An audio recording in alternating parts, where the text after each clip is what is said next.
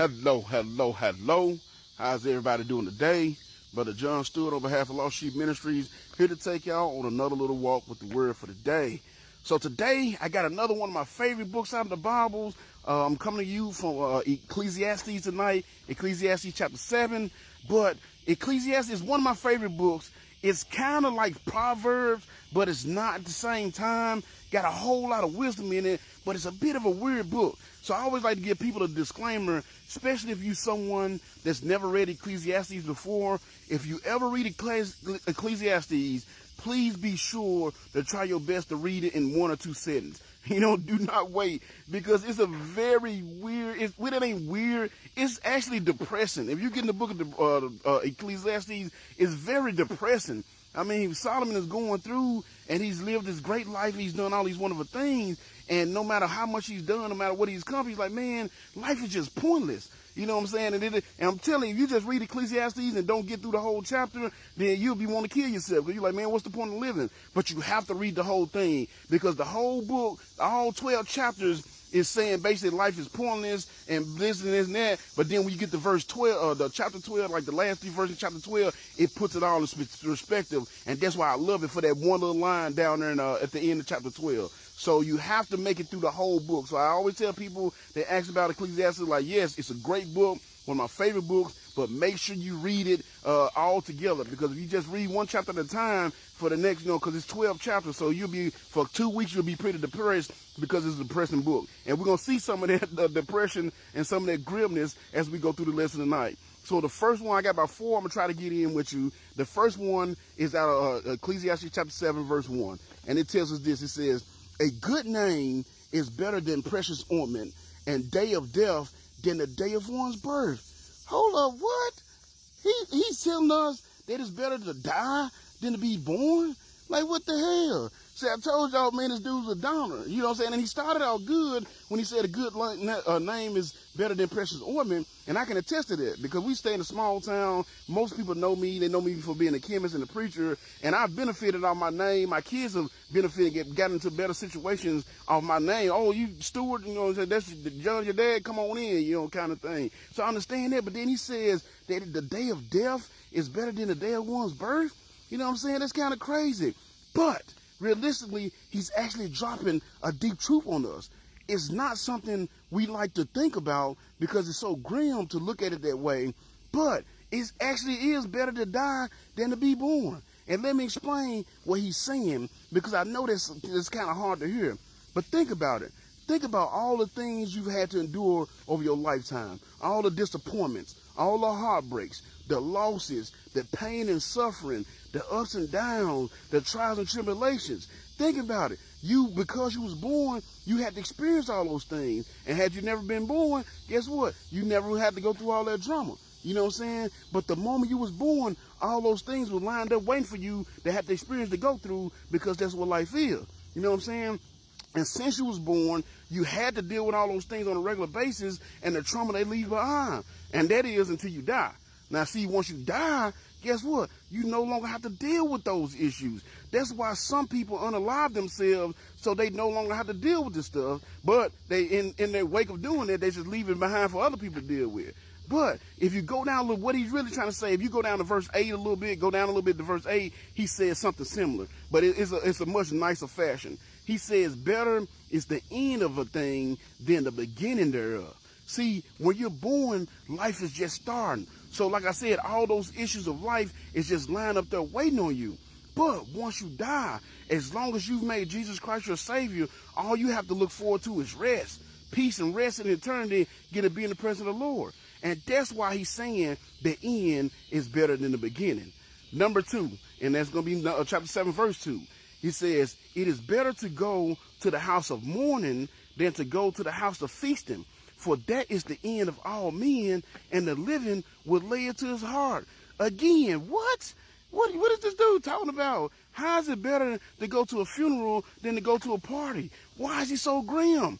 But again, though grim it may be, once again, he's dropping some knowledge, because nothing slows us down more or make us really stop and consider our mortality than someone that's close to us passing away. Especially if they are in the same age group of us, or it happened out of the blue unexpectedly. You know what I'm saying? As a minister, over the years, I've done several funerals. So I've seen the way having someone close to you pass away affects a person. Sometimes it really brings about a major change in a person's life, because most of us live and behave it like we're going to live forever. That's what we think. You know what I'm saying? And even sometimes to the point where we're just straight out reckless with the time that we've been given on this earth. So a sudden death of someone close to you really puts it in perspective of how fragile life really is and how short our time on earth really is. You know what I'm saying? Maybe that person was someone that you drank and drugged and partied with all the time, and they died drinking and drugging and partying. And I guarantee you, if that happened, you're going to think twice before you do those things the next time, if you even do them at all. You know, I had this young lady that's a part of my ministry, and man, back in the day, she used to be wild. like I can't get into her stuff, but man, she used to be wild because she's told me some of the stories. But at the same time, you see her today, you wouldn't even be able to tell she was as wild as she is, because she's completely changed.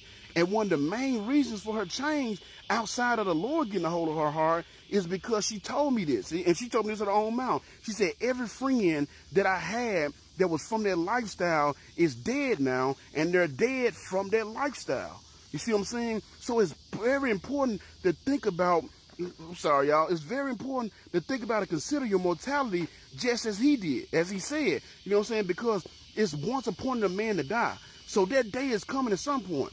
And if you go through life not considering it, then when that day comes, you're not going to be prepared for it. And that's going to be a bad place to be. You know what I'm saying? Like me, I'm going to tell you right now, I'm not ready to die. I pray that my death date is in the distant future. But whenever that day comes, I know I'm ready, because I serve the Lord every day. And I think about and consider that my end is coming at some point. Number 3 is verse number 3. Sorrow is better than laughter, for the sadness of the countenance, sorrow is better than laughter, for by the sadness of the countenance, the heart is made better. Again, huh? Bro, what are you saying? What is wrong with this dude? But again, I have to agree. Some of my greatest lessons learned, some of my greatest strengths, some of my greatest accomplishments came out of my sorrow. That's why my life verse is Romans 8:28, because it says, and we know that all things work together for good to them that love the Lord, to them that love God, to them who are called according to his purpose. See, it says all things. That means the good, the bad, and the ugly. You know what I'm saying? And though it sucks to have to admit it, you know what I'm saying? My sorrows had way more to do with my success than my joys ever did. You see what I'm saying? It was the sorrow of me growing up poor that gave me the determination to work hard so my kids would never have to experience that. And that's how I became a chemist. It was my sorrow of being alone as a child that made me want to have a wife and remain faithful to her, so that I always have someone in my life so I can share my life experiences with.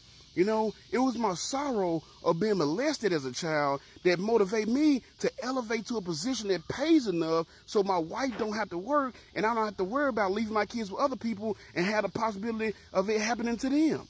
So yes, going through sorrow sucks, but at the same time, it's where I gain my greatest strength and my biggest blessings. And number 4 is going to come from Proverbs chapter 7, verses 11 and 12. It says, wisdom is good with an inheritance, and by these is profit to them that see the sun. For wisdom is a defense, and money is a defense, but the excellency of knowledge is that wisdom giveth life to them that have them. Man, I really do love this verse, because it compares wisdom and money. And this world has us so obsessed with gaining material things that it has convinced us that having money is power. And Solomon just comes in and reminds us that true power can only be obtained through wisdom, because wisdom is the fear of the Lord. You know what I'm saying? Now, he does acknowledges that money does have power, but he also lets us know that its power don't even compare to wisdom, because even though money can get you everything, only wisdom can save your life. And that has been your little walk with the word for the day. I pray these are blessing y'all. If they are, make sure you like, tag, share, comment, repost, do all that stuff to help me out. You catch me on Facebook Live Monday nights at 8 p.m. Central Standard Time. Make sure you give me a follow so you can follow me as I follow Christ. If you're not 100% sure about your salvation, reach out to me and let me know. And I'll reach out to you so I can go over the gospel with you. I love y'all. Until next time, peace.